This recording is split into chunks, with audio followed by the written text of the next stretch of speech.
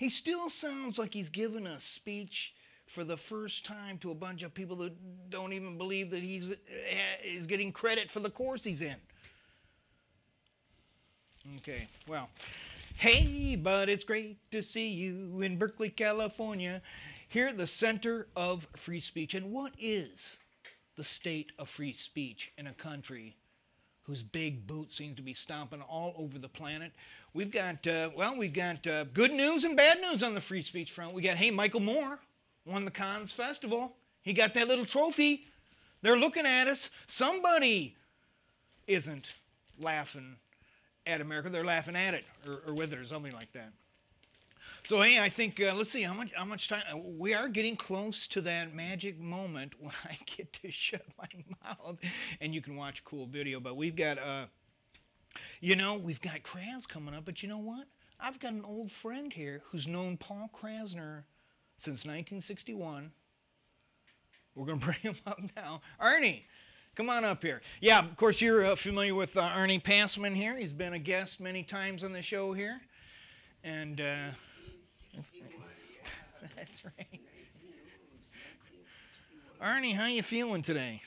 I'm feeling that old. What is this? What is this place we're in?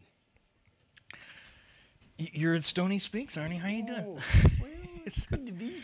So, Arnie, Krasner. How would you describe Krasner? I used to call him Paul, and then he said he's the when they call him the godfather of the underground press or something like that.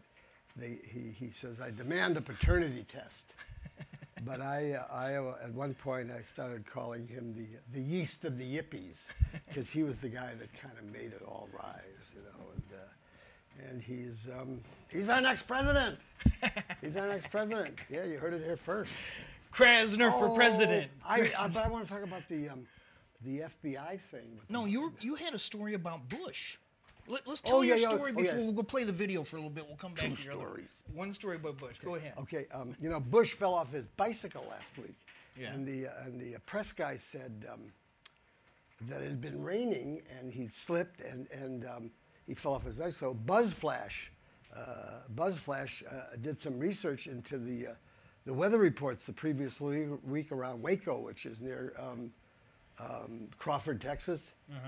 Dry as a bone. What do you expect? What do you think happened? What do I think happened? You know what I think? Some of the CIA handlers slapped him around like they're doing those people in the prison in Baghdad. You know, it's osmosis. Yeah. That happens, yeah. Hey, let's roll this tape of Krasner here. We'll see what Kras has to say all about it. He's talking about candy bars as candidates. Really? Yeah. Holy moly. Even who's that guy? Matthews, Chris Matthews. He said, what's wrong with that guy? He screams all the time. What's he so angry about? I don't understand it. And so the character, so the candy bar I thought of for Dean is not about him, because I thought he was heroic to make the war an issue. But the character of him, the candy bar, would be Zagnut. Or Nutrageous, I'm not sure which, I can't decide. And then John Edwards. John Edwards, who, he might have some good positions, but I get distracted because he's so cuddly and sweet and, just oozing. So I thought a Twinkie would be good for him. He's just filled with this sweet whipped cream stuff and with all kinds of ingredients that comes out. But Kerry actually turned out to be easier than I thought. The candy bar for John Kerry is Mr. Goodbar. And so now he's having all these problems, like with the Catholic Church.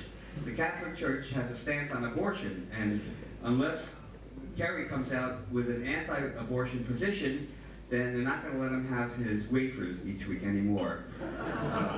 Because their stance is that you don't want abortions, you want to keep that conveyor belt of altar boys continuing so that the priests can have something.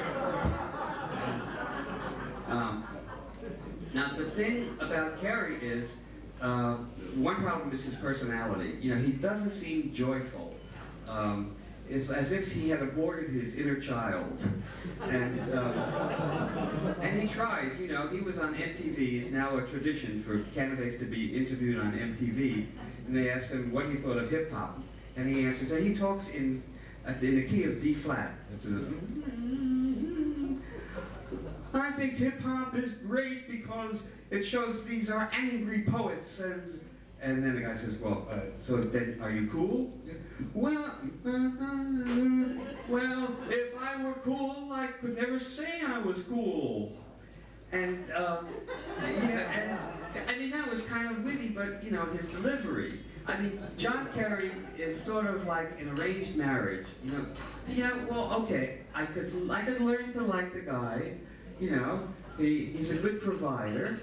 And,